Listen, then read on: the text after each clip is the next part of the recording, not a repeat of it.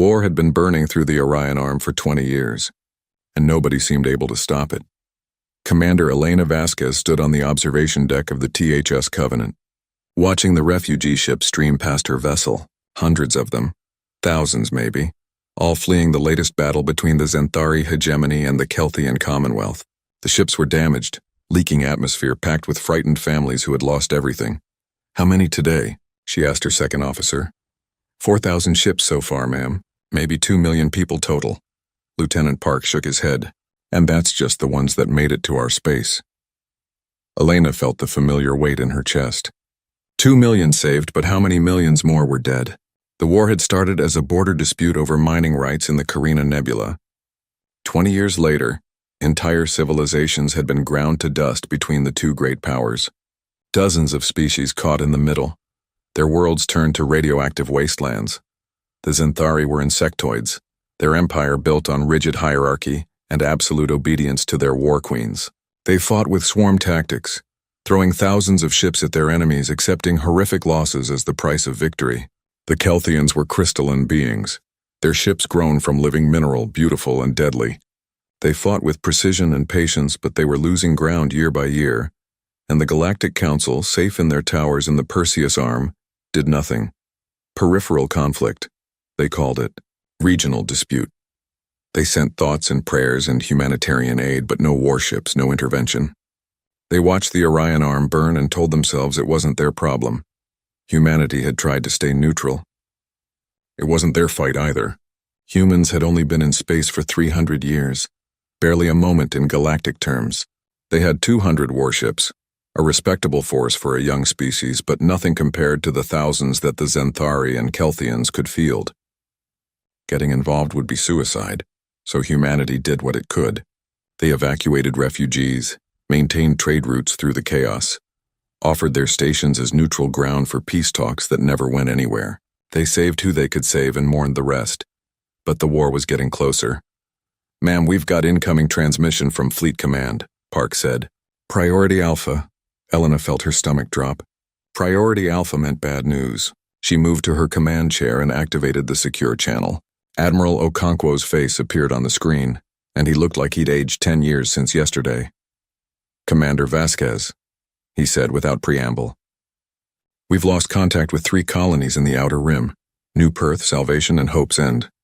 Elena closed her eyes. She knew people on New Perth, good people, farmers and miners and teachers, living on the edge of human space because they wanted a simple life away from Earth's crowded cities. "Collateral damage?" she asked, though she already knew the answer. A Xanthari battle fleet passed through the sector pursuing Kelthian forces. The colonies were in the way. Okonkwo's voice was flat, carefully controlled. Early estimates suggest 900,000 casualties. "We're still trying to get search and rescue teams in, but the radiation levels..."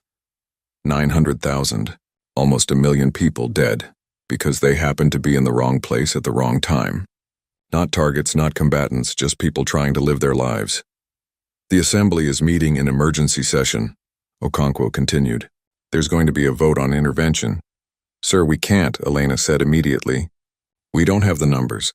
If we throw our fleet at either side, we'll be wiped out in a week." "I know that, Commander. You know that. But tell that to the delegates who just watched 1 million of their constituents get vaporized." Okonkwo rubbed his face. "Get your battle group to the refugee processing station at Sanctuary Point. We're pulling all our assets back to defendable positions. And Elena, be ready for anything." The transmission ended, leaving Elena staring at the blank screen. Be ready for anything. What did that mean? What could humanity do against fleets that numbered in the thousands? The next 3 weeks were chaos. The Terran Assembly argued day and night, broadcast live to every human world and station. Doves argued for continued neutrality, for diplomatic solutions, for appealing to the Galactic Council one more time. Hawks demanded immediate retaliation, consequences, protection of human territory at any cost. Elena spent those weeks at Sanctuary Point, coordinating refugee operations and watching the debates when she could. She saw the anger in people's faces, the fear, the helplessness. Humanity had built a good life out here among the stars, but now that life was under threat, and they had no good options. Then the Kelthians came. Ambassador Thelkara arrived at Sanctuary Point on a small diplomatic vessel. escorted by a single damaged warship. Elena met them in the station's formal reception hall, a space designed to impress visiting dignitaries. Today, it just felt empty. Thalkara was beautiful in the way all Kelthians were, their crystalline body refracting light into rainbow patterns. But there were cracks in their structure, stress fractures that spoke of long years of war and suffering. When they spoke, their voice resonated like wind chimes in a storm. "Commander Vasquez, I thank you for seeing me. I know humanity has declared neutrality in this conflict." "We have," Elena said carefully, "but we're always willing to talk peace, Ambassador. Peace." Thalkara's light patterns flickered with what might have been bitter laughter. "There will be no peace, Commander. The Zenthari will not stop until every Kelthian world is conquered or destroyed. We have tried to negotiate. They send only demands for surrender. I'm sorry, Ambassador, truly, but I don't know what you expect from us." "We can't fight your war for you, can't you?" Thalkara stepped closer, their voice dropping to barely a whisper. "I have studied humanity, Commander. I have read your history, your stories, your legends, and I have heard the old rumors that circulate through the Galactic Council. Whispers about humanity's first century in space, about the ships that disappeared, about the Sol Shroud." Elena kept her face carefully neutral, but inside her heart was racing. "I don't know what you're talking about, Ambassador. Don't you?" Thalkara's patterns pulsed with desperate hope. 200 warships, Commander. That is humanity's official fleet strength. But human space is vast. Your population is 17 billion across 100 worlds, and your industrial capacity rivals civilizations twice your age. Where are the rest of your ships? There are no other ships, Ambassador. I don't believe you. Thalkara's voice carried a note of pleading now. The rumors say that humanity nearly destroyed itself in civil war 200 years ago. That you built terrible weapons and then hid them away, swore never to use them again. The Sol Shroud, the Forbidden Zones, the sealed archives. Something happened, Commander. Something you don't want the galaxy to know. Elena said nothing. She couldn't confirm or deny. She didn't have the authority. But she also couldn't look away from the desperate hope in Thalkara's fractured crystalline form. Please, the ambassador whispered, if there's any truth to the stories, if you have anything that could help. My people are dying. 3 billion Kelthians dead in 20 years, Commander. 3 billion. And when we fall, the Zenthari will turn their full attention to every other species in the Orion Arm, including humanity. After Thalkara left, Elena stood alone in the reception hall for a long time. She thought about the stories her grandmother had told her, late at night when she was a child. Stories that weren't supposed to be repeated about family duty and terrible secrets and ships that slept in darkness. Her grandmother had died when Elena was 15, but she'd left behind a data chip. Don't open this unless the world is ending, she'd said, and pray you never have to. Elena had carried that chip for 20 years through academy training and a dozen ship assignments. She'd never opened it, never even been tempted. But now, she returned to her quarters and retrieved the chip from her personal safe. Her hands shook slightly as she inserted it into her terminal. Her grandmother's face appeared, much older than Elena remembered, recorded near the end of her life. If you're watching this, Elena, then something terrible has happened. Terrible enough that the secrets need to be revealed. Her grandmother's voice was sad but steady. You need to go to Earth. To the Pacific Ocean, coordinates 15.7 degrees south, 142.3 degrees west. There's a facility there deep underwater. Tell them your name. Tell them your remembrance family. Tell them it's time. The recording ended. Elena sat in the darkness of her quarters, thinking about duty and consequences and the weight of decisions that could change everything. The next morning, the vote came through from the Terran Assembly. By a margin of just 3 votes, they had decided.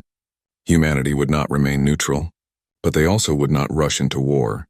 Instead, they passed Resolution 2477, nicknamed the Ultimatum. Admiral Okonkwo delivered the message personally, broadcast to both the Zenthari hegemony and the Kelthian Commonwealth, as well as to the Galactic Council and every major power in the galaxy. Humanity has watched the Orion Arm burn for 20 years. We have begged for intervention, for mediation, for sanity. We have been ignored. Now our own worlds have been attacked, our people killed in what both sides dismiss as collateral damage. This ends now. Okonkwo's face was stern, his voice carrying the weight of 17 billion people behind it. Effective immediately, Humanity declares a neutral zone encompassing all human territory and adjacent systems. Both Xanthari and Kelthian forces have 30 days to withdraw from this zone. After that deadline, any military vessels from either side found within the neutral zone will be removed by force. This is not negotiable. This is not a request. You have 30 days. The response was predictable. The Galactic Council praised humanity's restraint and urged all parties to respect the neutral zone. The Kelthians agreed immediately, pulling their ships back and expressing gratitude for human protection of refugee populations. The Xanthari laughed. War Queen Zektara's response was broadcast the next day, her multifaceted eyes glittering with contempt. The humans think they can dictate terms to the hegemony? With what force? We have counted your ships, mammals, 200 vessels against our thousands. You will withdraw this insulting demand or we will teach you the price of defiance. But something else was happening, something the galaxy couldn't see. Deep beneath Earth's Pacific Ocean, ancient systems were coming online for the first time in 2 centuries. On Europa, ice began to crack as massive hangar doors opened in the frozen crust. In the asteroid belt, hollowed-out rocks that had floated silent and dark for generations began to glow with power. Elena Vasquez received her orders 3 days after the ultimatum. She was to report to Earth immediately alone, no questions asked. She left Lieutenant Park in command of the Covenant and took a fast courier ship to humanity's homeworld. The underwater facility was exactly where her grandmother had said it would be, 4 kilometers beneath the Pacific waves. Elena's credentials were checked and rechecked, her identity verified against genetic databases, her family history examined. Finally, they let her inside. What she saw took her breath away. The facility was massive, a city-sized complex carved into the ocean floor.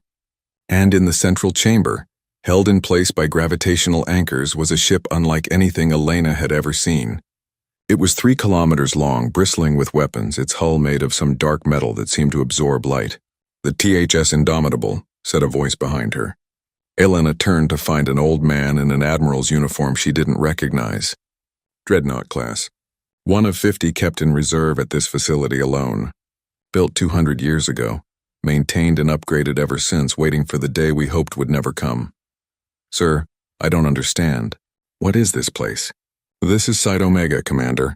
One of 73 secret facilities established under the Sol Accords. I'm Admiral Chen, Commander of the Remembrance." He smiled sadly. "Welcome to humanity's greatest secret and greatest shame." Over the next hours, Chen told her everything. The corporate wars that nearly destroyed Earth. The nuclear weapons that came within minutes of launch.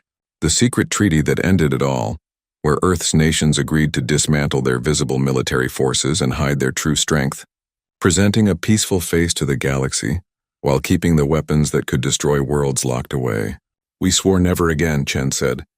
"We would go to the stars as explorers, not conquerors. But we also swore to be ready just in case. Families like yours, Commander, have guarded this secret for 200 years, training in silence, maintaining ships that officially don't exist, hoping we'd never be needed. And now?" Elena asked. "Now Protocol Resurrection has been activated.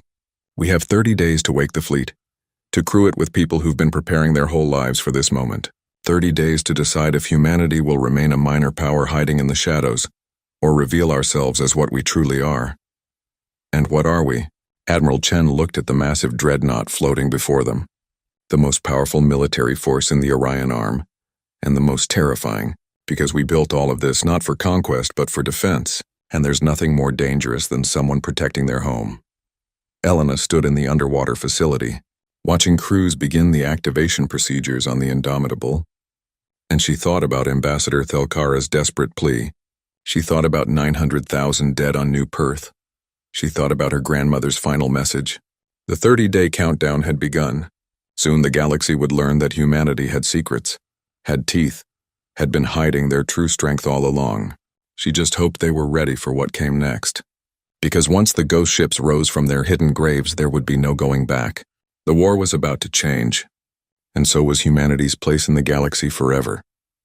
Admiral Chen took Elena deeper into Site Omega, past the massive chamber where the Indomitable waited. They walked through corridors that hummed with activity, as crews rushed to wake systems that had been dormant for 2 centuries. Engineers shouted technical specifications. Officers reviewed ancient tactical manuals, and everywhere Elena looked, She saw faces marked with the same expression of grim determination. "We need to show you everything," Chen said. "You need to understand what you're going to be part of. What humanity really is." They entered a secure briefing room. Chen activated a holographic display that filled the space with images from Earth's history. Elena had studied history at the academy, but what she saw now went deeper than any public record. 220 years ago, Earth was tearing itself apart, Chen began. After we developed faster-than-light travel, corporations and nations raced to claim territory in space. Competition turned to conflict. We called them the corporate wars, but that sanitizes what they really were. Civil wars. Humanity fighting itself for resources, for power, for dominance. The hollows showed burning cities, fleets clashing in orbit around Mars, weapons tests that left craters on dead moons. Elena watched her species' darkest moment play out in light and shadow. We came within hours of nuclear exchange, Chen continued. Not small tactical weapons. Totalvar, extinction-level events. The only thing that stopped it was exhaustion and terror. Both sides looked at what they'd built and realized that if they kept going, there wouldn't be a human species left to rule. The hollows shifted to show a secret meeting on a space station, representatives from every major Earth power, meeting under conditions of absolute secrecy. The Sol Accords were signed by every nation that mattered. The terms were simple but radical. All nations would publicly disarm down to minimal defensive forces. We would present ourselves to the galaxy as a peaceful, unified species, but in secret we would maintain hidden reserves, not for conquest but as a failsafe. The logic was simple. If we ever faced external threats, we needed to be ready. But if we showed our full strength to the galaxy, we'd start an arms race that could lead to the very wars we were trying to prevent. So we've been lying to everyone for 200 years, Elena said quietly. Yes and no. Chen paused the hollows. We haven't attacked anyone. We haven't threatened anyone. Everything humanity has done in the galaxy has been genuine. Our trade, our diplomacy, our peaceful exploration, all real. We just haven't told anyone that we could fight if we needed to. Is that lying or just prudent secrecy? Elena didn't have an answer. She understood the logic, but it still felt like a fundamental deception. Every alien species they'd met believed humanity was a minor military power. That belief had shaped diplomatic relations, trade agreements, and galactic politics for centuries. When the truth came out, there would be consequences. How many ships? She asked. Chen smiled grimly. 7,243. Dreadnoughts, carriers, cruisers, destroyers, frigates, and support vessels, hidden in facilities across Sol system and beyond. Europa, Titan, Ceres, Pluto, the Oort cloud. Deep ocean trenches on Earth. We even have facilities in the Kuiper Belt disguised as mining operations. 7,000 ships. Elena felt dizzy. That was more than either the Xanthari or Kelthians had. That made humanity secretly one of the most powerful military forces in known space. And the Remembrance? We're the Guardians. A shadow organization maintained by families who swore oaths generations ago. We recruit from those families, train them from childhood in skills they hope never to use. Tactics, engineering, weapon systems, fleet coordination, all classified at the highest levels. Every member of the Remembrance has a civilian life, a public career. But underneath we wait and prepare and maintain the fleet that doesn't exist. Chen pulled up personnel files. Thousands of faces, ordinary-looking people with ordinary jobs. Teachers and doctors and farmers and miners. All of them part of the secret. Your grandmother was Remembrance, Chen said. So were your great-grandparents. The Vasquez family has maintained 4 frigates at Site Gamma for 5 generations. You were always meant to learn the truth eventually. We just hoped it would be during peacetime, a gentle transition. Not like this. Elena thought about her grandmother's stories. The odd gaps in her career record. The way she'd sometimes look at the stars with an expression Elena couldn't read. She'd been carrying this secret her whole life, training Elena without ever telling her why. How long do we have? Elena asked. The 30-day deadline is real. The Terran assembly wasn't bluffing. But activation takes time. Some ships have been maintained better than others. Some systems are 200 years old and haven't been upgraded. We're working around the clock, but we're looking at maybe 3,000 ships operational in 30 days. The rest in the following weeks and months. 3,000 ships in 30 days. Still enough to change everything. Still enough to shock the galaxy. I need you to take command of a battle group, Chen said. You're a good officer, Elena. Your service record shows tactical creativity, level-headed decision-making under pressure, and loyalty to human welfare over political considerations. Those are the qualities we need right now.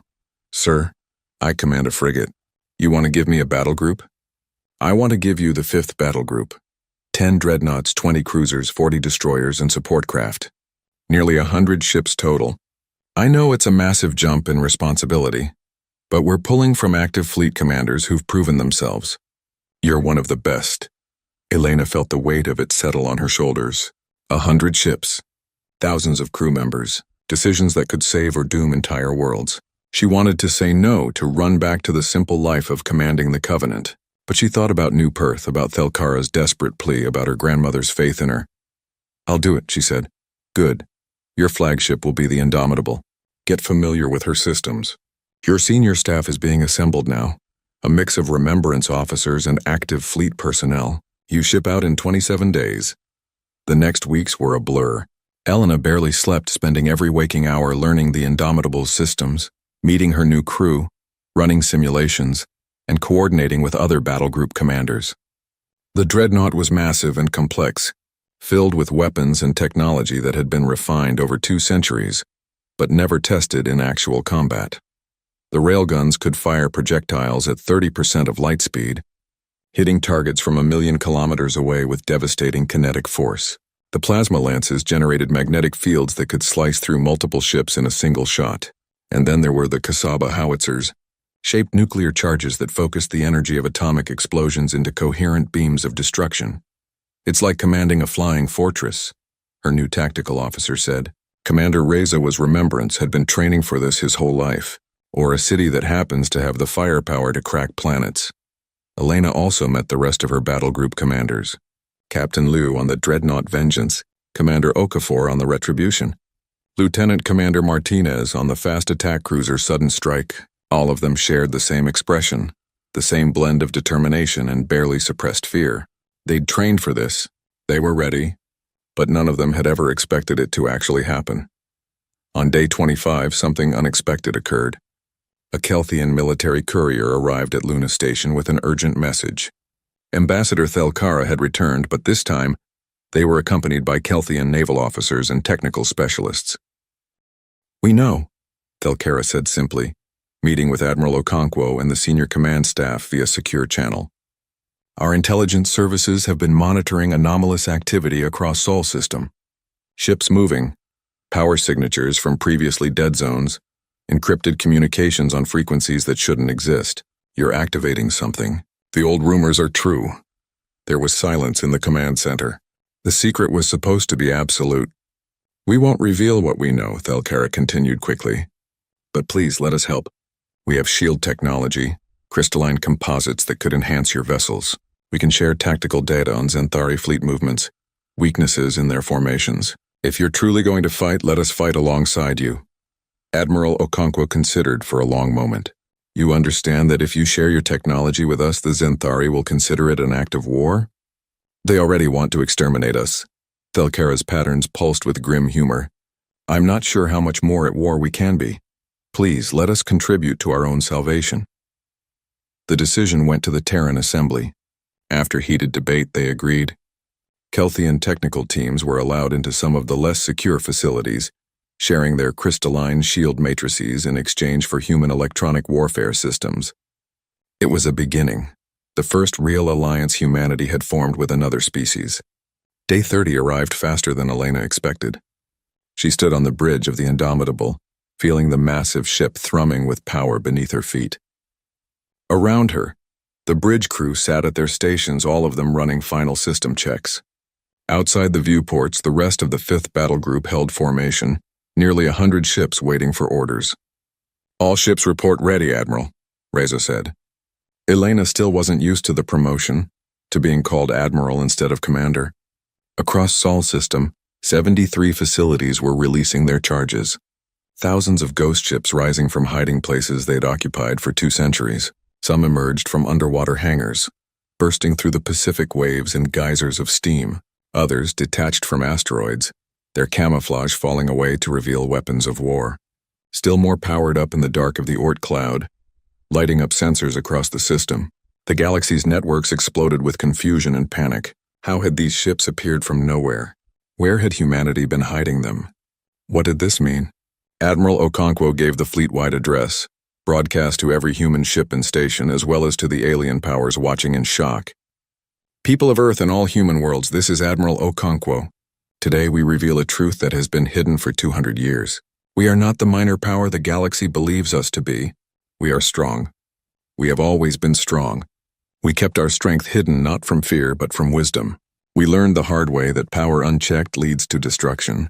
But now when innocents are dying and our own worlds are under threat, we can hide no longer. Elena watched the other battle groups forming up across her tactical display. Thousands of signatures. A fleet that hadn't existed yesterday in the galaxy's eyes. To the Zenthari hegemony and the Kelthian Commonwealth, hear this. The 30-day grace period has ended. The neutral zone is now in effect.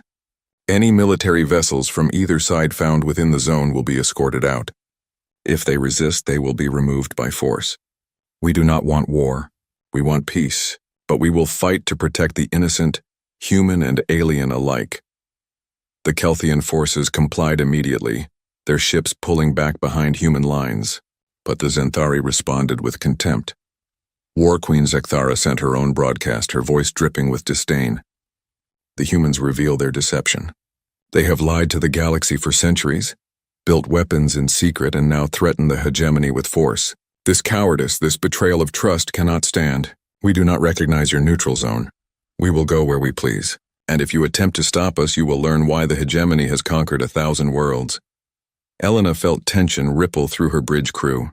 This was it, the moment they'd been training for, hoping to avoid and dreading in equal measure. Admiral, we're detecting a Zenthari fleet entering the neutral zone, her sensor officer reported. 43 ships heading for the refugee convoy at Sanctuary Point. They're accelerating. It looks like they're planning to attack. Elena pulled up the tactical display. The refugee ships were unarmed, helpless. Thousands of civilians, including the people she'd been protecting for weeks. The Zenthari fleet was 2 hours away at current speed. All ships, this is Admiral Vasquez, she said calmly. Set course for Sanctuary Point, maximum speed. Battle formation Delta, charge all weapons. We're about to find out if 200 years of preparation was worth it. The 5th battle group jumped to FTL, the Indomitable leading the way. Behind them, the ghost ships followed, ready to fight their first battle in 2 centuries. The galaxy was about to learn what humanity had been hiding, and Elena prayed they were ready for the consequences. The Zenthari raiding fleet never saw them coming. Elena's battle group dropped out of FTL 15,000 kilometers from Sanctuary Point, positioning themselves between the refugee convoy and the incoming attack force. The Zenthari fleet had been confident, expecting to find only a handful of human frigates and maybe a cruiser or 2. What they found instead was 8 massive dreadnoughts, their weapons already charged and targeting systems locked. This is Admiral Elena Vasquez of the Terran Defense Force to Zenthari vessels. Elena broadcast on all frequencies. You are in violation of the neutral zone. Power down your weapons and retreat immediately or you will be fired upon. The Zenthari response was predictable. Their fleet commander, a warcast male named Jarek, laughed in the chittering, clicking language of the hegemony. Foolish mammals. You dare threaten us with your new toys? We will tear through you and feast on your refugees. Wrong answer, Elena muttered. All ships weapons free. Target their engines first. Let's show them what a real mistake looks like. The Indomitable's railguns fired first. The projectiles were small, barely a meter long, but they moved at nearly 100,000 kilometers per second. At that velocity, mass didn't matter. Physics did the rest. The tungsten rounds punched through the first Zenthari cruiser's shields like they weren't there, tore through the engine section, and exited the other side in a spray of superheated metal and atmosphere. The cruiser went dark, tumbling in space. Its crew dead or dying before they even realized they'd been hit. Holy shit, whispered Riza from the tactical station. Railguns are performing above specifications. The rest of the Zenthari fleet finally reacted, bringing their weapons to bear and opening fire. But they were still thinking in terms of conventional warfare, expecting shield exchanges and drawn-out beam weapon duels. They weren't ready for what came next. The human destroyers activated their electronic warfare systems, jamming Zenthari sensors and communications. Suddenly, the enemy fleet was blind and deaf, unable to coordinate. They fired wildly, some of their shots hitting their own ships in the confusion. Then the plasma lances struck, The dreadnought Vengeance unleashed a coherent beam of magnetically contained plasma that burned through 3 Xanthari destroyers in a single sweep, leaving molten scars where their hulls had been.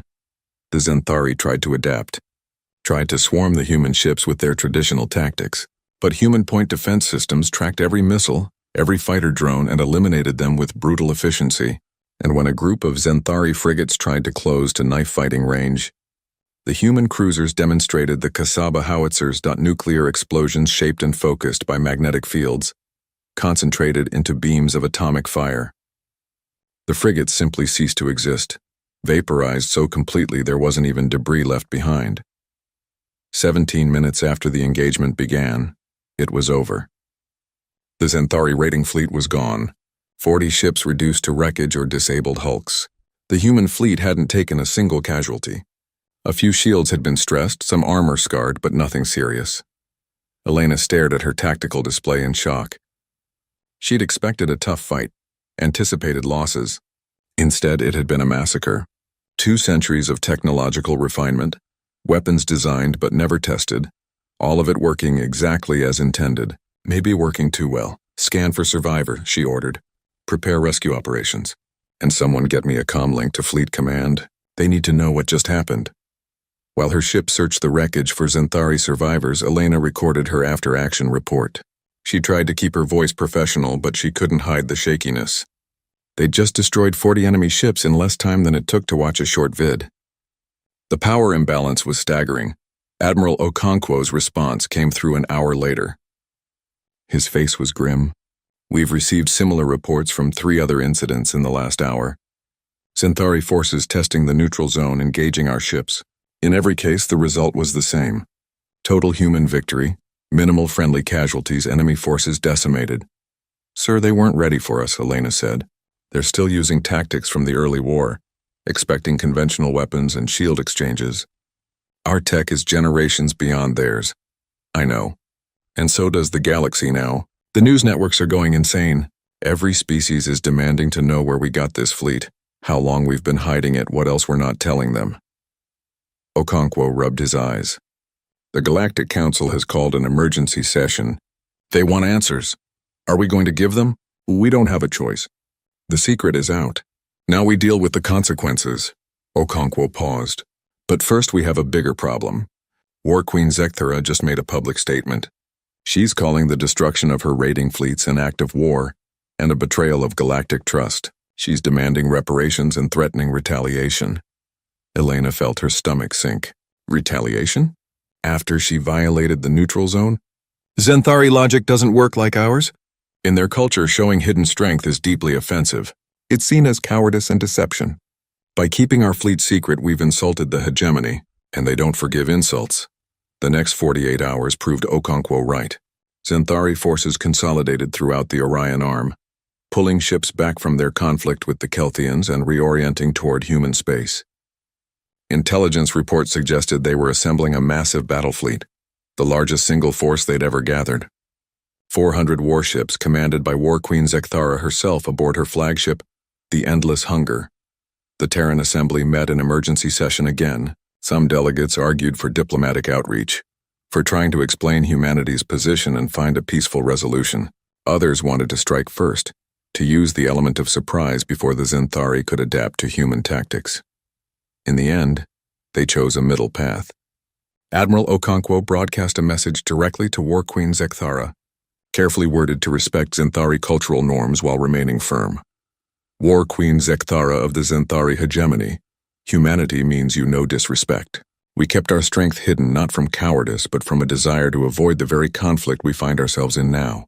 We do not want war with the hegemony. We have no territorial claims on your worlds, no desire for conquest. But we will defend the innocent, human and otherwise, from aggression. Withdraw your forces. Let us find a path to peace." Zekthara's response came within the hour. Her multifaceted eyes glittered with rage in the broadcast. "You dare lecture the hegemony on honor while hiding weapons of such power? You present yourselves as weak. Allow my warriors to pass through your territory, then ambush them with overwhelming force? This is not the act of honorable warriors. This is treachery. You will pay for your deception, mammals. I come with 400 ships to teach you the price of lying to the hegemony." Elena watched the broadcast from the Indomitable's ready room. Around her senior staff looked worried. 400 ships was more than her battle group could handle alone, even with their technological advantages. "Admiral, we're receiving fleet deployment orders," Reza announced. 7th, 9th, and 12th battle groups are being assigned to reinforce us at New Harmony Colony. Elena pulled up the tactical projection. New Harmony was a human colony world with 3 million inhabitants, located at a strategic choke point. If the Zenthari wanted to strike at human space, New Harmony would be their target. It was also perfect defensive terrain, with a large gas giant nearby that could be used for tactical maneuvers. "How long until the other battle groups arrive?" Elena asked. 36 hours. The Zenthari fleet will arrive in approximately 48 hours. They had time to prepare, but not much. Elena began issuing orders, coordinating with the other admirals, planning defensive formations and fallback positions. She requisitioned munitions, deployed sensor buoys, and coordinated with New Harmony's ground defenses. The colonists wanted to evacuate, but there wasn't time to move 3 million people. The best they could do was get everyone into hardened shelters and hope the orbital defenses held. Lieutenant Commander Martinez arrived from the cruiser Sudden Strike, shuttling over to the Indomitable for a strategy session. She looked young, barely 30, but her eyes held the weight of remembrance training. 48 hours isn't much time to prepare," Martinez said, studying the tactical projections. "No, but it's enough," Elena replied. "We have advantages beyond our weapons. We've been training together for years in simulation. The Zenthari are cobbling together a fleet from multiple war queens, multiple command structures. They'll have coordination problems. We're still outnumbered 8-1. Numbers aren't everything. We proved that at Sanctuary Point." Elena highlighted the gas giant on the display. "We use New Harmony's orbital space as our battlefield. Tight coordination, hit-and-run tactics use the planet's gravity well to our advantage. The Zenthari like to swarm to overwhelm with numbers. We deny them that advantage by choosing terrain that limits their ability to bring all their ships to bear at once." The other admirals agreed with the plan. Over the next 36 hours, 4 human battle groups assembled at New Harmony. Nearly 200 ships, including 20 dreadnoughts. It was still less than half the Zenthari fleet, but Elena felt a strange confidence. They'd been hiding for 2 centuries, but now they were awake. Now they would show the galaxy what humanity could do. The Zenthari fleet arrived exactly on schedule, dropping out of FTL in a massive formation that stretched across thousands of kilometers. At their center was the Endless Hunger, War Queen Zekthara's flagship, a massive bioship grown from organic material and covered in weapons. It was beautiful in a terrifying way, like a predator from ancient Earth seas made vast and deadly. Zekthara's voice boomed across all frequencies. "Humans, you have 10 minutes to withdraw your fleet and surrender the colony world as reparations. Refuse, and we will demonstrate the price of dishonoring the hegemony." Elena looked at the faces of her bridge crew. She saw fear there, yes, but also determination. They'd prepared for this moment. They were ready. "All ships, this is Admiral Vasquez. You've trained your entire lives for this moment. Trust your training, trust your ships, trust each other. Today we show the galaxy that humanity stands for something. We don't start fights, but we sure as hell finish them. All ships execute Battle Plan Epsilon. May history remember we fought to protect the innocent." She switched to the general broadcast channel. "War Queen Zekthara, you were warned. The neutral zone is inviolate. Leave now or face the consequences." Zekthara laughed, a sound like breaking glass. "You are outnumbered 2-1. Your arrogance will be your end. All ships attack! Show these mammals what it means to cross the hegemony." The Zenthari fleet surged forward, hundreds of ships accelerating toward the human defensive line. It looked overwhelming, unstoppable, like a tidal wave of steel and fury. Elena waited until they were committed, until their formation had extended and their coordination degraded. Then she gave the order. "All ships activate stealth systems. Execute quantum maneuvers. Show them what humanity has really been preparing for." Suddenly, the human fleet vanished from Zenthari sensors. Advanced stealth systems, developed over 2 centuries, made the ships effectively invisible to enemy tracking. The Zenthari fleet faltered, firing wildly at ghost signatures, hitting empty space. Then the human ships reappeared, but not where they'd been. They'd used the gas giant's gravity well to execute impossible maneuvers, coming at the Zenthari from unexpected angles. The dreadnoughts unleashed their full arsenals, railguns and plasma lances and Kasaba howitzers, firing in perfect coordination. The Zenthari formation collapsed into chaos. Ships collided with each other trying to maneuver. Communications were jammed. Command and control broke down as different war queens tried to assert authority over ships that weren't their own. And through it all, the human fleet moved like a single organism. Every ship in perfect sync, executing tactics that had been practiced in simulation thousands of times. They didn't try to win through overwhelming firepower. They won through precision, coordination, and technology the Xanthari couldn't match. Admiral Liu's vengeance crippled the endless hunger with a sustained barrage that overwhelmed its bioshields. Commander Okafor's retribution led a squadron of destroyers through a gap in the Xanthari lines, hitting their support ships and causing panic. Martinez's sudden strike darted in and out of combat, electronic warfare systems turning enemy sensors against each other. An hour into the battle, Xanthara finally understood. The humans weren't lucky. They weren't using some temporary advantage. They were simply better. Better trained, better equipped, better coordinated. Pride prevented her from ordering retreat. Instead, she commanded her remaining ships to close to melee range, to board the human vessels if necessary. But the human point defense systems made that suicide. Wave after wave of Xanthari assault craft were destroyed before they could reach their targets. After 2 hours, the Xanthari fleet was broken. Less than 100 of their original 400 ships remained combat effective. The rest were destroyed or disabled, floating wrecks in the space around New Harmony. And then something impossible happened. More human ships appeared, dropping out of FTL in formations that surrounded what remained of the Xanthari fleet. Dozens of dreadnoughts, hundreds of supporting vessels, all of them fresh and ready for combat. Elena stared at her tactical display in shock. These weren't the ships from the other battle groups. These were new formations, additional Ghost Fleet assets that had been activated and sent as reinforcements. Admiral Chen's voice came through on the command channel. Admiral Vasquez, this is Admiral Chen commanding the 1st Ghost Fleet. We're here to support. Suggest you offer the Xanthari one final chance to surrender before we complete their annihilation. Xanthara saw the new fleet and finally understood. The humans hadn't been showing their full strength at Sanctuary Point. They hadn't even been showing it here. This was just a fraction of what humanity had been hiding. How many? She whispered, her voice broadcast accidentally on open channels. How many ships do you mammals have? Elena decided honesty was the best policy. Enough, War Queen. Enough to defend ourselves and our allies. Enough that you can't win this war. Stand down. Withdraw your forces. Let us find peace before more die needlessly. For a long moment, Xanthara was silent. Elena could almost see the thoughts processing behind those alien eyes. Pride versus survival.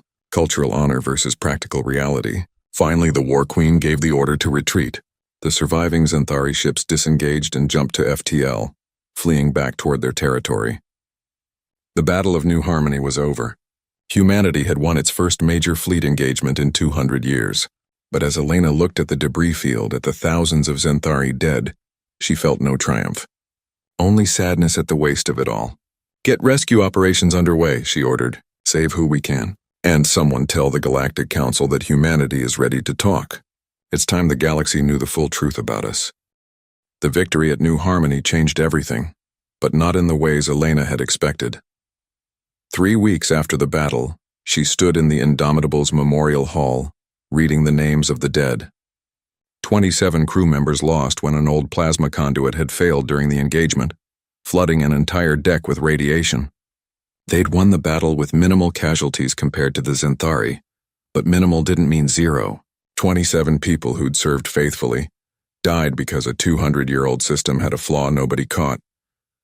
They were good people, Reza said quietly beside her. Lieutenant Park transferred from your old command specifically to serve on the ghost ships. She believed in what we were doing. Elena touched the memorial plaque, feeling the cold metal under her fingers. Park had been young, enthusiastic, excited to be part of history. Now she was just another name on a wall. How many more? Elena asked. How many more are going to die because we're using ships that were never supposed to wake up? Admiral, the Indomitable is one of the most well-maintained vessels in the fleet. If this can happen here, it can happen anywhere. Elena knew he was right. Across the Ghost Fleet, similar incidents were being reported. On the dreadnought Perseverance, a reactor containment field had failed, killing 18. The cruiser Faithful had lost its navigation systems mid-jump, nearly tearing itself apart in FTL space. They'd been lucky to lose only 5 crew members. The destroyer Swift Justice had experienced a catastrophic computer failure that left it dead in space for 6 hours, vulnerable to any attack. The ships were powerful, yes, but they were also old. 2 centuries of maintenance could only do so much. Metal fatigued, systems degraded, and sometimes people died because of it. Back on Earth, protests were growing. Millions of people had taken to the streets in major cities demanding answers. The media played footage of the protests on endless loop, showing crowds carrying signs that read, "We hid these weapons for a reason and no more secret wars." Elena watched the broadcasts in her ready room, trying to understand both sides. She'd lived the secret, knew the burden of carrying it, but she also understood why people were angry. The revelation of the Ghost Fleet had shattered the trust humanity had built with other species. It made every diplomatic statement, every peace treaty, every friendship seem like a lie. A journalist from Earth's global news network had gotten an interview with a former Remembrance member who'd broken their oath of silence. The old man spoke passionately about the weight they'd carried. "We trained our whole lives for this," he said, his voice shaking. "We hoped it would never be needed. Every generation passed down the burden to the next, praying they wouldn't have to use what we'd built. And now we're using it. We're becoming what we were afraid of becoming." The Galactic Council had summoned Admiral Okonkwo to answer questions. Elena watched that broadcast too, seeing her superior officer defend humanity's actions while admitting the deception. "We did what we thought was necessary to survive," Okonkwo said to the assembled alien delegates. "We'd nearly destroyed ourselves once. We swore never again. But we also swore to be prepared if threats arose. Perhaps we were wrong to keep it secret. Perhaps we should have told the galaxy from the beginning. But we can't change the past. We can only move forward." The Council's response was mixed. Some species, particularly those who'd suffered in the war between the Xanthari and Kelthians, were grateful for human intervention. Others were frightened, worried about what else humanity might be hiding. A few were furious, calling for sanctions and isolation until humanity could be trusted again. Meanwhile, the war itself had entered a strange new phase. The Xanthari hegemony had pulled back behind their borders, licking their wounds and reassessing their strategy. The Kelthian Commonwealth had openly allied with humanity, their ships flying alongside human vessels in joint patrols. And other species caught in the middle were seeking human protection, asking for the Ghost Fleet to defend their territories. The neutral zone had expanded from just human space to include dozens of star systems. The Ghost Fleet was suddenly playing peacekeeper across a vast region, stretched thin trying to protect everyone who asked for help. Elena's battle group was assigned to patrol the border between human space and Xanthari territory, watching for any signs of renewed aggression. It was tedious, stressful work. Every sensor contact could be an attack. Every diplomatic incident could spiral into war. And all the while her ships continued to suffer from age and wear. Then Admiral Thorne arrived, and everything got worse. Marcus Thorne commanded the 3rd Ghost Fleet, one of the most powerful formations in existence, 30 dreadnoughts, including some of the newest and deadliest vessels in humanity's secret arsenal. He was a legend among the Remembrance, a 4th-generation member whose family had maintained the Ghost Fleet since the Sol Accords were signed. He was also, Elena quickly learned, a fanatic, Admiral Vasquez. "Pleasure to meet you," Thorne said when his image appeared on her communication screen. He was older, maybe 60, with steel gray hair and eyes that held no warmth. "I've heard good things about your performance at New Harmony. Decisive, effective, minimal friendly casualties. Well done." "Thank you, Admiral. What can I do for you?" "I'm here to discuss strategic concerns. The Xanthari situation specifically." Thorne's expression hardened. "We won one battle, but this war isn't over. The hegemony is regrouping, adapting to our tactics. Next time they'll be ready for us. And the Kelthians, while currently allied, are still potential threats. We need to think long-term." "Long-term meaning what, sir?" "Meaning we have a window of opportunity. Right now we have technological and tactical superiority over every major power in the Orion arm. But that advantage won't last. Already Xanthari and Kelthian intelligence services are trying to steal our secrets. Eventually they'll catch up. So we need to act while we still have the advantage." Elena felt a cold sensation in her stomach. "Act how?" "We finish what the Xanthari started. We break the hegemony permanently, their military capacity, their industrial base, their ability to wage war. We reduce it to rubble, And we make it clear to every other species that humanity is the dominant power now, that the era of galactic instability is over because we won't tolerate it. Admiral Thorne, that's genocide. We'd be killing billions of Xanthari civilians. We'd be ensuring the safety of trillions of other beings. The Xanthari have been a plague on this galaxy for centuries. They've conquered 50 species, enslaved entire worlds, committed atrocities that would make you sick. This is our chance to end that forever, to make the galaxy safe. Elena took a deep breath, trying to stay calm. Sir, with respect, that's not what the Terran Assembly authorized. We were given permission to defend ourselves and maintain peace, not to wage wars of extermination. The Terran Assembly doesn't understand military strategy. They're politicians, civilians. We're the ones who've trained for this, who understand what's necessary. The Ghost Fleet was built for a reason, Elena. Not just to defend, but to ensure human survival. And our survival means eliminating threats, not just containing them. After the call ended, Elena sat in her ready room for a long time, disturbed by what she'd heard. Thorne wasn't some rogue captain. He commanded 30 dreadnoughts and thousands of loyal crew. If he decided to act on his beliefs, there wasn't much anyone could do to stop him. She reported the conversation to Admiral Okonkwo, who shared her concerns. Thorne's always been extreme, Okonkwo said. But he's a brilliant tactician, and the crews under his command are intensely loyal. We've been watching him closely since activation. So far, he's followed orders. But I don't trust him. What if he stops following orders? Then we have a civil war on our hands.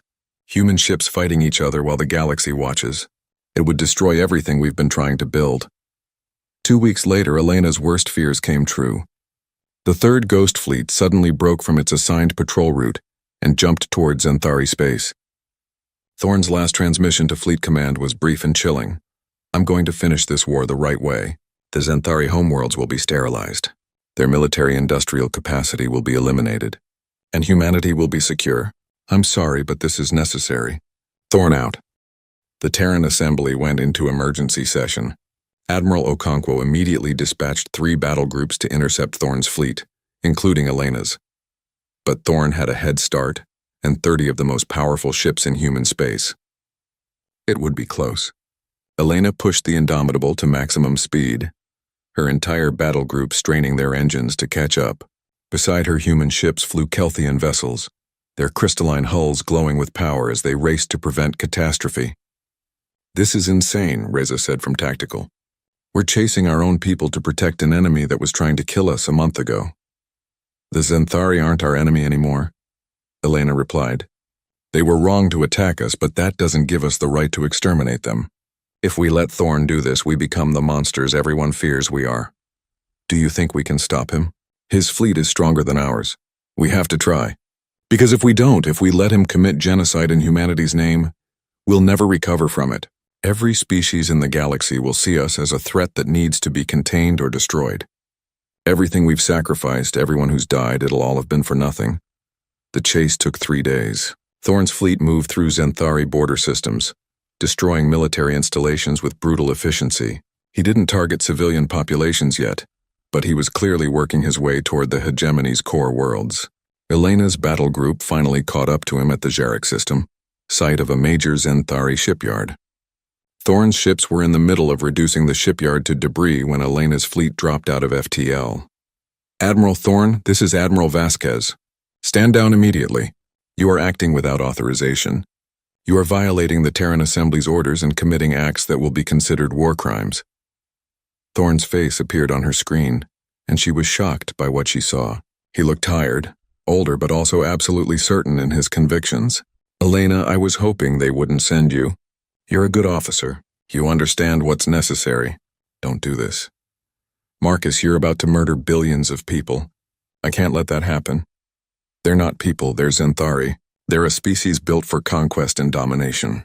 If we don't stop them now permanently, they'll rebuild and come back stronger. We have to be ruthless. It's the only way to ensure long-term peace. Peace built on genocide isn't peace. It's tyranny. You know that. Your family spent 200 years guarding weapons so they'd never have to be used for something like this. Don't spit on that sacrifice. For a moment, something flickered in Thorne's eyes. Doubt maybe, or pain. But then his expression hardened again. I've already committed. I can't turn back now. If you want to stop me, you'll have to fight me. Are you willing to kill other humans to save aliens? Elena looked at her tactical display. Thorne's 30 dreadnoughts versus her 20, and the supporting ships from the other battle groups. It would be bloody. Humans killing humans, the civil war that everyone had feared. But before she could respond, something changed. On her tactical display, new signatures appeared. Dozens of them dropping out of FTL all around both fleets. They weren't human ships. They weren't Xanthari or Kelthian either. They were something else entirely. Massive vessels, each one the size of a small moon, made of materials that didn't register on human sensors. They simply appeared in space, defying physics, their presence impossible to ignore. And then they spoke. Not through radio or standard communications, but directly into the minds of every conscious being in the system. The voice was old, patient, and utterly without mercy. The sleepers wake. The heirs are being tested. All must cease conflict or face judgment. Elena felt the words in her bones, in her soul. Around her, her bridge crew staggered, some crying out in shock. On the tactical display, she saw Thorne's ships going still, weapons powering down involuntarily. "What the hell is that?" Reza whispered. Elena stared at the impossible ships and felt a dread unlike anything she'd ever known. They'd been worried about human wars, about Xanthari and Kelthian conflicts. But now something far older and more powerful had awakened, and it was watching them all with judgment in its ancient eyes.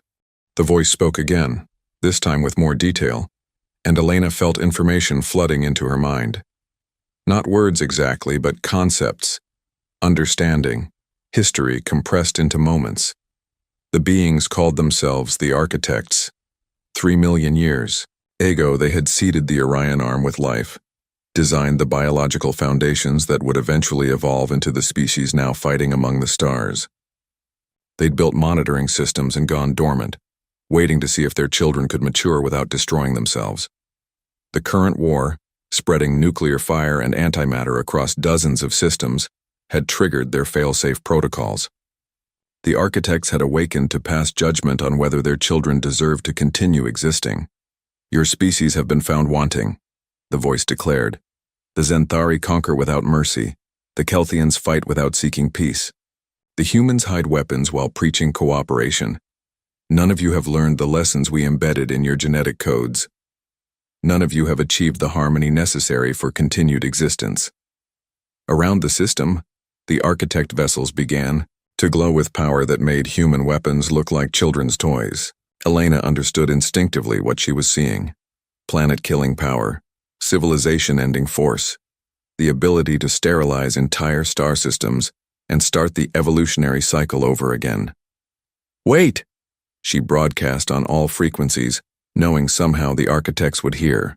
"You're judging us, but you're not giving us a chance to prove ourselves. Yes, we fight. Yes, we make mistakes, but we're trying. We're learning. You have had millions of years to learn. The cycle must reset. Then you're no better than Admiral Thorne," Elena shouted. "You're committing genocide because you've decided we're not good enough. Billions of lives ended because we don't meet your standards. How is that justice?" There was silence. Elena felt the weight of ancient attention focusing on her, and she forced herself not to break under that pressure. "You are bold, young human, but boldness is not wisdom. Explain why the cycle should not reset." Elena thought fast. Around her, every ship in the system was frozen, unable to act. Human, Xanthari, and even Thorne's rebellious fleet. They were all at the mercy of these ancient beings. She had to make them understand, had to find the right words. "Because we're more than our failures," she said. "The Xanthari have conquered, yes, but they also value honor and courage. The Kelthians fight, but they also create beauty and seek knowledge. And humans. We prepared for war while praying for peace. We built weapons we hoped never to use. Doesn't that mean something? You hid weapons while building trust with others. You lied for 2 centuries. This is not behavior worthy of survival. We lied to protect everyone, including ourselves. We'd almost destroyed ourselves once. We were terrified of doing it again. So yes, we kept secrets. But when innocence needed protection, we revealed those secrets. We risked everything to do what was right. Doesn't that count for something?" Elena felt others listening now. On the open channels, she could see that her words were being broadcast across the system, to every ship. Thorne's crew, her own people, even the Xanthari forces that had been fighting in the area. They were all hearing this. An idea formed in her mind. Crazy, desperate, but maybe the only chance they had. You want to test us? Then test us properly. Put us in a situation where we have to work together or die. Not humans against Xanthari, not any single species, but all of us cooperating. If we fail, then fine, reset your cycle. But give us one real chance. The silence stretched. Then impossibly, Elena felt something that might have been amusement from the ancient beings. Very well. We will provide a test. One Architect world ship will position itself at the center of the system. You will have 48 hours to disable its judgment protocols. You may use any resources, any tactics, any cooperation you can manage. But understand this, the world ship will defend itself. Many of you will die in the attempt. And if you fail, all will die. These are the terms. We accept, Elena said immediately before anyone could object. The massive vessels began to move, all except one. It positioned itself in the center of the Jarek system, a moon-sized construct that radiated power beyond human comprehension. And suddenly, all the ships found themselves able to move again. Chaos erupted on the communications channels, Thorn's officers demanding orders, Xanthari commanders trying to understand what was happening, Kelthian ships broadcasting confusion and fear. Elena cut through it all with a single command broadcast. All ships, all species, this is Admiral Elena Vasquez of the Terran Defense Force. I know some of you were enemies 5 minutes ago. I know there's no trust between us. But we have 48 hours to prove we deserve to live. So here's what's going to happen. We're going to work together. Humans, Xanthari, Kelthians, everyone. We're going to pool our resources, share our technology, and coordinate our tactics. Because that's the only way we survive this. Why should we trust you, human? Came a Xanthari voice. Elena recognized the speaker as Commander Galactic, one of War Queen Zekthara's senior officers. You attacked our fleets, destroyed our ships. Because you attacked first, Elena replied calmly. Because both of us made mistakes. And because right now, our past doesn't matter. Only our future does. We can die separately or we can fight together. Your choice. There was a long pause. Then Thorn's voice cut in and Elena was surprised by what she heard. She's right, the Admiral said quietly. I was wrong. I was so focused on winning, on eliminating threats that I forgot what we were supposed to be protecting. If these architects want to see us cooperate, then let's show them what we're capable of. All ships under my command will coordinate with Admiral Vasquez. Thorn out. One by one, the other commanders agreed. Xanthari ships, Kelthian vessels, and human fleets all acknowledging that they would work together. It was unprecedented, impossible, and absolutely necessary. Elena immediately began coordinating the combined fleet. She set up communication channels, assigned roles based on each species' strengths, and started analyzing the Architect world ship. We can't destroy it, Reza reported after initial scans. The hull is made of something our sensors can barely detect. It's like trying to scan folded space. We don't need to destroy it, Elena replied. We need to disable the judgment protocols. That means getting inside somehow, finding the control systems and shutting them down. A Kelthian science officer named Velthara offered a suggestion. Our crystalline technology might be able to interface with the world ship's systems. If we can get close enough to establish a resonance connection, the hegemony's bioships can adapt to extreme environments, Commander Galactic added. If there are areas that would destroy mechanical systems, our organic technology might survive. And human electronic warfare systems can disrupt defensive networks, Thorn said, his ships joining the formation. We jam their sensors, you Kelthians establish your connection, and the Xanthari move in for the physical infiltration. It was rough, improvised, and had 100 ways to fail. But it was also genuine cooperation between species that had been killing each other for years. Elena felt a spark of hope. The assault began 24 hours later, after frantic preparations and coordination. 3 task forces, each one mixed human, Kelthian, and Xanthari ships, approached the world ship from different angles. The massive construct didn't move, but its defensive systems activated. energy beams that could vaporize dreadnoughts fired from hidden ports. Gravitational weapons that could tear ships apart manifested in localized fields. And stranger things, attacks that defied physics, reality itself bending to defend the world ship. Ships died. The human destroyer Courage was hit by a gravity pulse and crushed like paper. A Kelthian cruiser was struck by an energy beam and shattered into crystalline fragments. A Xanthari bioship was caught in some kind of temporal field and aged 10,000 years in seconds, crumbling to dust. But the combined fleet adapted. Human ships used their electronic warfare to blind the world ship's targeting systems. Kelthian vessels created crystalline mirror shields that deflected energy weapons. Xanthari fighters swarmed in patterns that confused the automated defenses. Elena watched from the Indomitable's bridge as the battle unfolded. It was chaos, but organized chaos, each species contributing their strengths, covering each other's weaknesses. She saw human ships moving to protect damaged Xanthari vessels, Kelthian cruisers shielding human destroyers, Xanthari fighters escorting Kelthian science teams. "Admiral, we're taking heavy casualties," Reza reported. "We've lost 40 ships already. Keep going. We're getting close." Velthera's crystalline ship managed to get within 100 meters of the world ship's surface, close enough to establish a resonance connection. The Kelthian science officer broadcast their findings to the fleet. "I've found the judgment protocol systems. They're not technology as we understand it. It's more like consciousness imprinted into the structure itself. We can't shut it down mechanically. Someone needs to go inside to communicate with it directly." "How?" Elena demanded. "Physical interface. Someone has to actually touch the core systems and convince them to stand down. It's not about force. It's about proving we understand what the architects wanted us to learn." Elena understood immediately. This was the real test. Not destroying the world ship, but communicating with it, showing that they'd learned to work together, that they valued cooperation over conflict. "I'll go," she said. "Admiral, you can't," Reza protested. "You're too valuable to risk.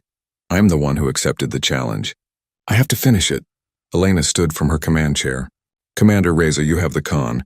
Keep the fleet coordinated. Give me as much cover as you can." Elena took a shuttle, escorted by a mixed squadron of human, Kelthian, and Xanthari fighters.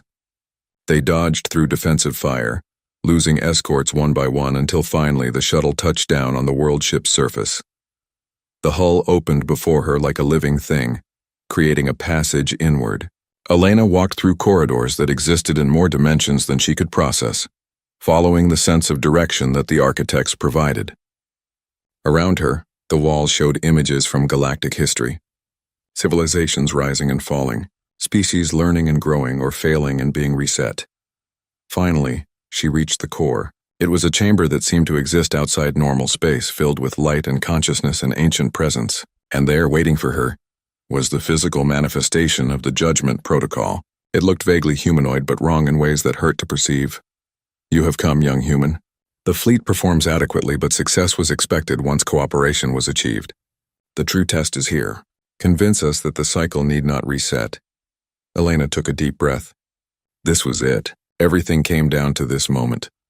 "You want to know if we've learned," she said. "If we're capable of more than violence and conquest. Look at what's happening outside. 3 species that were trying to kill each other 48 hours ago are now dying to protect each other. We're not perfect. We make mistakes. We fight and argue, and sometimes we're stupid. But we learn, we grow, and we're capable of so much more than just survival. Words. All species speak noble words before they are judged. Then look at our history, not just the wars, but what comes after. Humans nearly destroyed ourselves, and we chose to hide weapons we hoped never to use. The Xanthari have conquered, yes, but they also have a strict honor code, rules that limit how they fight.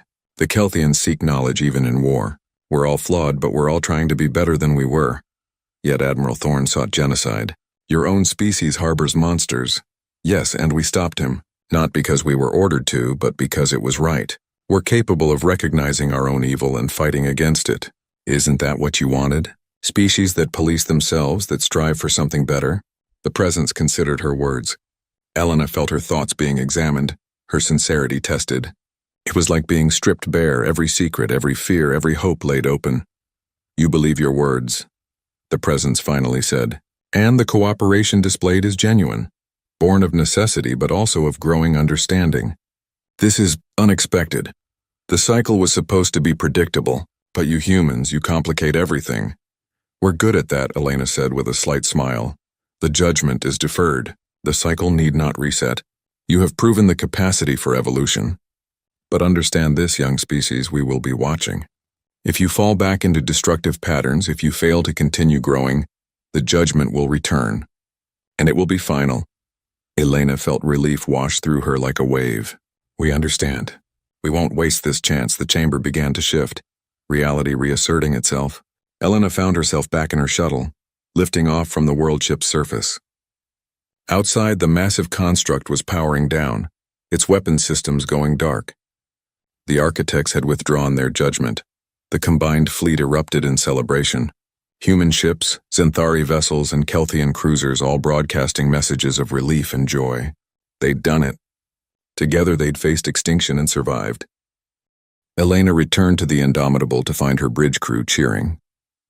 Reza pulled her into a hug, laughing with relief. Even the normally stoic Kelthian liaison officers showed signs of emotion, their crystalline bodies glowing with bright, happy colors.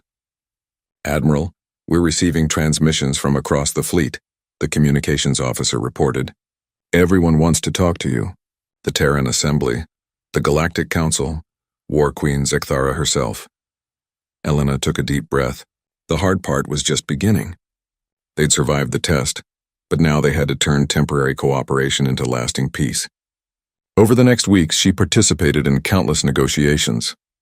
The Xanthari hegemony agreed to peace talks, finally accepting that conquest wasn't sustainable.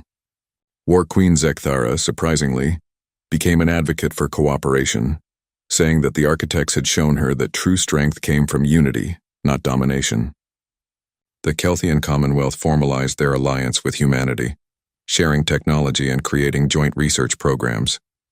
Other species across the Orion arm joined in, creating a new political structure they called the Orion Alliance. Admiral Thorne faced trial for his actions, but his sentence was surprisingly light.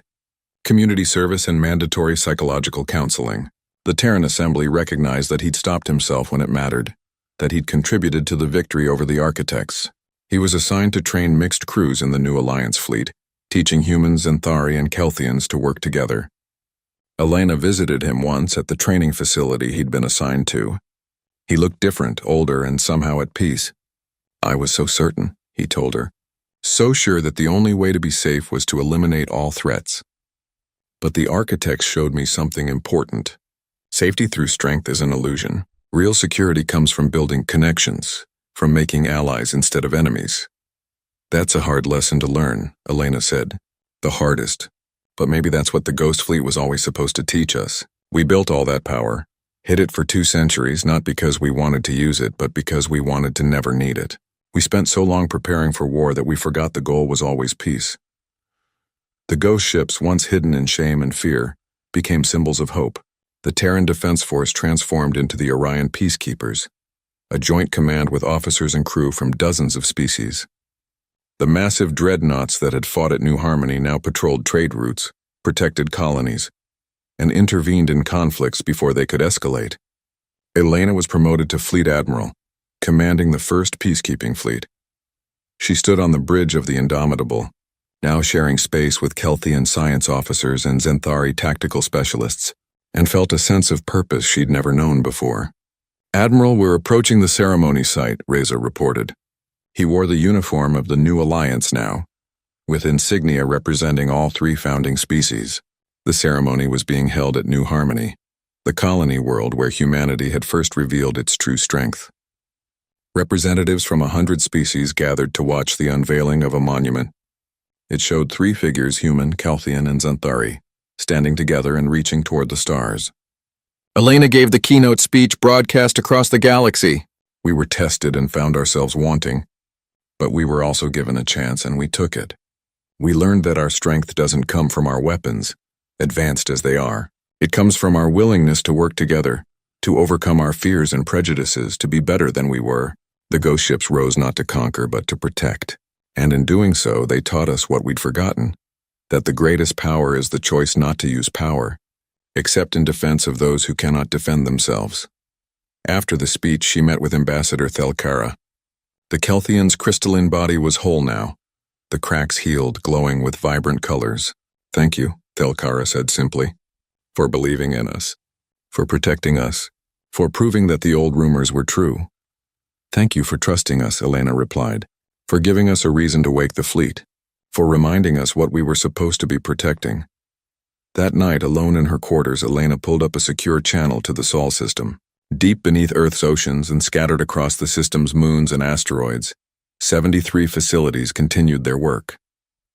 More ghost ships remained in storage, maintained and upgraded, waiting for a day that might never come. Admiral Chen's face appeared on the screen. He looked tired but satisfied. "Well done, Elena. You've given the Remembrance a new purpose. We're not just guarding weapons anymore. We're guardians of peace." "Keep watching," Elena said. "The architects said they'd be back if we failed to keep growing. We need to be ready. We will be, but now we're ready with allies, not alone. That makes all the difference." After the call ended, Elena stood at her viewport looking out at the stars. Somewhere out there, the architects watched and waited. Somewhere out there, new threats would eventually arise. But for now, for this moment, there was peace. The ghost ships had risen from their graves, revealed secrets kept for 2 centuries, and changed the galaxy forever. They'd fought when necessary, but more importantly, they'd shown that strength without wisdom was just another form of weakness. Elena thought about her grandmother, about the generations of Remembrance families who'd carried their secret burden. She understood now what they'd been trying to pass down, not just the technical knowledge to maintain the ships, but the wisdom to use them responsibly. "We're not conquerors," she whispered to the stars. "We're protectors, and we'll keep that promise no matter how long it takes." In the darkness of space, the Indomitable's running lights glowed steady and bright. Around it, ships from a dozen species maintained formation. No longer enemies, but friends. The Orion arm had been ravaged by war, nearly destroyed by conflict. But from the ashes, something new had risen. Not perfect, not without problems, but better than before. And that, Elena knew, was all anyone could really ask for. Not perfection, but progress. Not the absence of conflict, but the wisdom to resolve it without destruction. The ghost ships had woken, and in waking, they'd helped save not just humanity, but everyone. Now they would stand watch, not as weapons of war, but as guardians of the peace they'd helped create. And deep in the Sol system, in facilities that officially didn't exist, the Remembrance continued their vigil. Because hope for the best meant preparing for the worst. Because some secrets were worth keeping. And because humanity had finally learned the hardest lesson of all, that true power wasn't about having the biggest weapons. It was about knowing when not to use them. The war that ravaged the Orion arm was over, and the peace that followed, fragile and imperfect as it was, had been worth every sacrifice. The galaxy had been saved, and humanity, the species that had hidden its strength for 2 centuries, had finally found its place among the stars. Not as conquerors, not as tyrants, but as the protectors they'd always meant to be. The ghost ships had risen, and in rising they'd given everyone hope for a better tomorrow.